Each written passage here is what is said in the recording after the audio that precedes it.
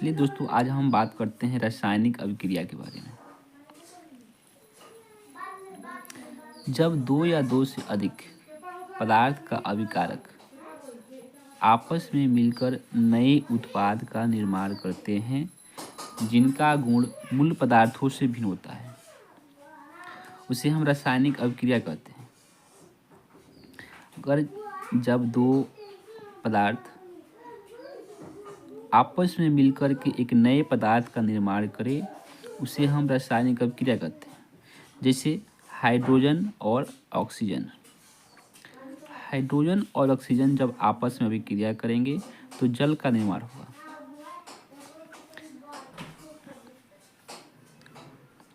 इसके बाद आता है कि रासायनिक समीकरण क्या है।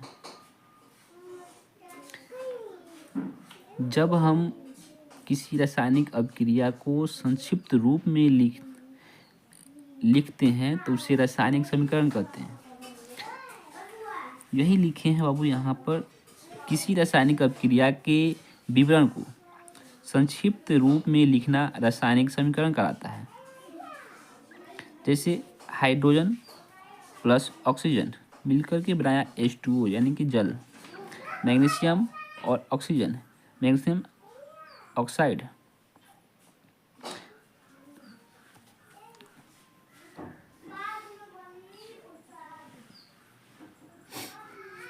यहाँ पे एक चीज़ लिखा गया है नोट, जो कि बहुत बार एग्जाम में पूछा जाता है कि मैग्नीशियम रिबन ऑक्सीजन के साथ अभिक्रिया करके मैग्नीशियम ऑक्साइड का निर्माण करता है, जिससे मैग्नीशियम रिबन पर भूरा रंग का परत जम जाता है, जिससे दहन में दिक्कत होती है। इसलिए मैग्नीशियम रिबन को जलाने से पहले उसे रगड़ा जाता है, यानी कि उसको अच्छे तरीके से साफ किया जाता है, तब जाकर के उसको जलाने पर अच्छे से जलता है। एग्जाम में कई बार क्वेश्चन पूछा कि मैग्नीशियम रिबन को जलाने से पहले उसको हम साफ क्यों करते हैं। तो दोस्तों, मैग्नीशियम रिबन को जलाने से पहले हम उसको अच्छे से साफ इसलिए करते हैं कि ताकि वो अच्छे से जल सके, क्योंकि मैग्नीशियम जो होता है ऑक्सीजन के साथ अभिक्रिया करता है और मैग्नीशियम रिबन पर एक भूरे रंग की परत चढ़ जाती है, जिससे वह सही से जल नहीं पाता है। आगे हम देखते हैं कि रासायनिक अभिक्रिया के बाद होने वाला बदलाव। जब रासायनिक अभिक्रिया होगा तो कौन कौन से बदलाव देखने को मिलता है। पहला है कि अवस्था में परिवर्तन, दूसरा रंग में परिवर्तन, तीसरा है गैस का निकास अथवा उत्सर्जन, चौथा है तापमान में परिवर्तन। यानी कि जब अभिक्रिया होगा तो उसकी अवस्था में बदलाव हो जाएगा, देखने को मिलता है। जैसे अगर गैस है, गैस जब वह अभिक्रिया किया, उत्पाद बनाया, तो हो सकता है कि वह द्रव में बदल जाए। अभिक्रिया करने से पहले अगर उजला रंग का है, जब अभिक्रिया करेगा तो हो सकता है कि उसका रंग बदल जाए।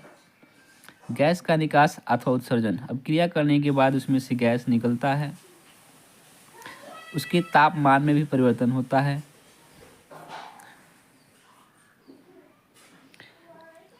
इसमें अगला टॉपिक होता है कि संतुलित रासायनिक समीकरण। तो संतुलित रासायनिक समीकरण क्या है, यानी कि रासायनिक समीकरण को हम दो तरीकों से लिख सकते हैं। एक संतुलित रासायनिक समीकरण और एक होता है असंतुलित रासायनिक समीकरण। तो संतुलित रासायनिक समीकरण क्या होता है। किसी समीकरण के दोनों ओर तत्वों के परमाणुओं की संख्या बराबर हो, उसे संतुलित समीकरण कहते हैं। दोनों ओर का मतलब हुआ कि जो एरो का चिन्ह है, इसके बाएं तरफ और एरो के दाएं तरफ। एरो का मतलब होता है कि यहाँ पे अभिक्रिया हो रहा है, और जो एरो के बाएं तरफ है अभिकारक है, और एरो के जो दाएं तरफ है वह उत्पाद है।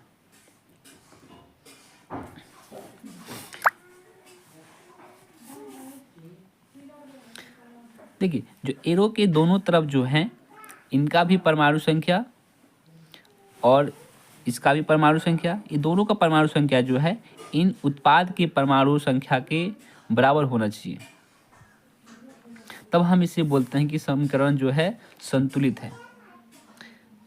यहाँ से इन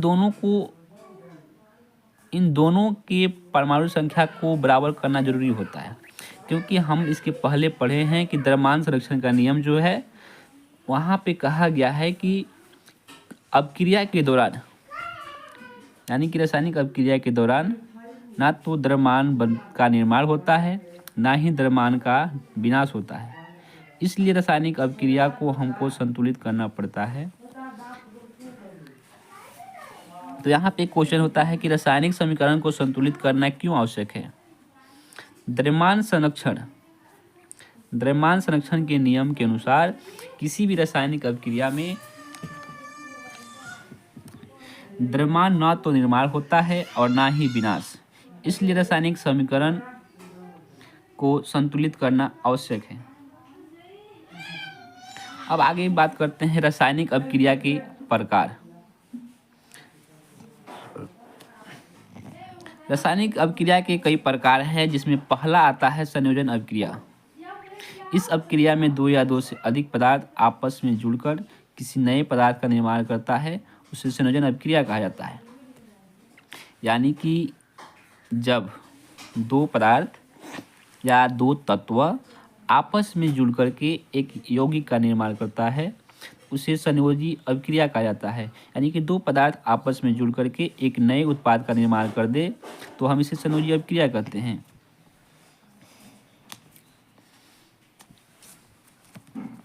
जैसे अगर हम बात करें कि कोई भी दो पदार्थ लेते हैं, मान लो कि चावल दाल दोनों आपस में जुड़ा तो एक नए चीज़ का निर्माण हो गया, उत्पाद का निर्माण हो गया, जिसे बोलते हैं खिचड़ी। ऐसे करके समझाने के लिए था। ऐसे करके अगर हाइड्रोजन और ऑक्सीजन दोनों अलग अलग तत्व हैं और जब यह आपस में जुड़ते हैं तो एक नए पदार्थ का निर्माण करते हैं, जल का। यहाँ पे हुआ calcium oxide CaO plus H2O, यहाँ पे जुड़ करके आपस में बना लिया CaOH के होल ट्वाइस। यहाँ पर Ca प्लस Cl2 आपस में जुड़ा और बनाया CaCl2।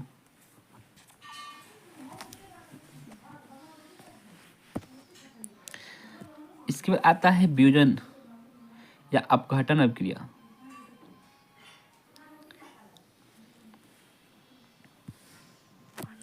वह रासायनिक अपक्रिया जिसमें एकल अभिकारक ऊष्मा, प्रकाश या विद्युत ऊर्जा के प्रभाव से दो या दो से अधिक सरल उत्पादों में टूट जाता है, उसे वियोजन अभिक्रिया कहा जाता है। कहने का मतलब है कि जब कोई यौगिक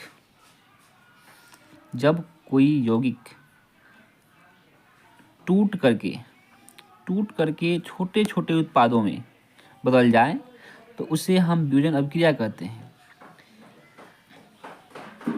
लेकिन जब ये टूटते हैं तो उसमें ऊष्मा का प्रभाव से टूटता है या प्रकाश के प्रभाव से टूटता है या विद्युत ऊर्जा के प्रभाव से टूटता है। तो अलग अलग प्रभाव से टूटता है, जिसमें हम पहला देखते हैं कि ऊष्मीय वियोजन, यानी कि वह रासायनिक अपक्रिया जिसमें एकल अभिकारक ऊष्मा के प्रभाव से टूटता है, उसे ऊष्मीय वियोजन अभिक्रिया कहा जाता है। एग्जाम्पल में CaCO3 जिसको हम चूना पत्थर कहा जाता है। एग्जाम में कई बार इसको पूछा गया है कि चूना पत्थर का रासायनिक सूत्र क्या होगा। तो चूना पत्थर का रासायनिक सूत्र होता है CaCO3। यहाँ पे ऊष्मा से या टूटा तो CaO और CO2 में बदल गया। तो यहाँ पे CaO जो है बुझा हुआ चूना है। एग्जाम में कई बार पूछा गया है कि बुझा हुआ चूना का रासायनिक सूत्र क्या होगा, तो CaO।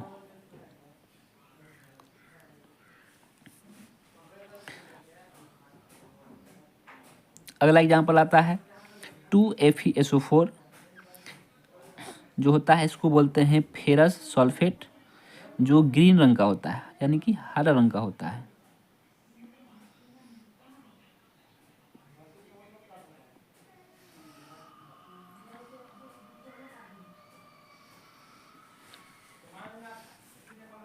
ग्रीन नहीं, यहाँ पे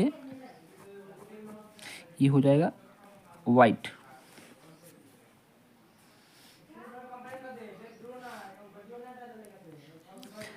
ये होगा वाइट। जब इसमें ऊष्मा देंगे तो यह टूटेगा तो बनाएगा Fe2O3 यानी कि फेरिक ऑक्साइड। इसका नाम हो गया ferric oxide. SO2 plus SO3। यहाँ पे फेरस सल्फेट जो है ऊष्मा के द्वारा टूटेगा तो फेरिक ऑक्साइड बनाएगा और SO2 और SO3 में बदल जाता है। इसके पहले देखते हैं कि FeSO4 7H2O जब इस जो होता है यह ग्रीन रंग का होता है। जब इसमें ऊष्मा देते हैं तो यह टूटेगा तो इसमें FeSO4 अलग और H2O अलग। यह ग्रीन से वाइट हो जाता है। यहाँ पे ग्रीन था और जब क्रिया हुआ तो यहाँ पे इसका रंग में बदलाव हुआ और यह वाइट हो जाता है। ये जो था स्टेप 1 है, यानी कि FeSO4 7H2O ग्रीन रंग का होता है और यहाँ पे ऊष्मा के प्रभाव से जब टूटेगा तो FeSO4 में बदलेगा, यह वाइट रंग का होगा और इसमें 7H2O जो जल है वह बाहर हो जाता है। फिर इसके बाद फिर यहाँ से अब क्रिया होगा FeSO4, यहाँ से जब ऊष्मा मिलेगा इसको तो यह टूटेगा तो Fe2O3 और SO2 प्लस SO3 में टूटता है। तीसरा एग्जाम्पल है बाबू FeNO3 के होल ट्वाइस। जब यह ऊष्मा ग्रहण करेगा, ऊष्मा दिया जाएगा, यह टूटता है तो बनाएगा PbO और 4NO2 प्लस O2 में टूट जाता है। PbNO3 के होल ट्वाइस को बोलते हैं लीड नाइट्रेट। इसका रंग होता है वाइट।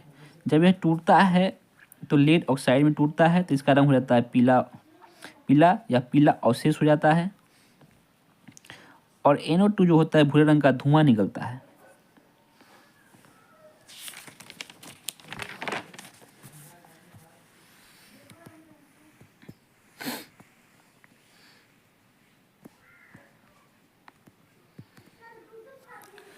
दूसरा देखते हैं। दूसरा है वैद्युत अपघटन, यानी कि वह वियोजन अभिक्रिया जो विद्युत द्वारा टूटता है। वह वियोजन अभिक्रिया जिसमें एकल अभिकारक विद्युत ऊर्जा द्वारा 2 या 2 से अधिक तरल उत्पादों में टूटता है, उसे बोलते हैं वैद्युत अपघटन अभिक्रिया। एग्जाम्पल में देखें तो जैसे H2O टूटा तो H2 प्लस O2 में इसका उत्पाद हुआ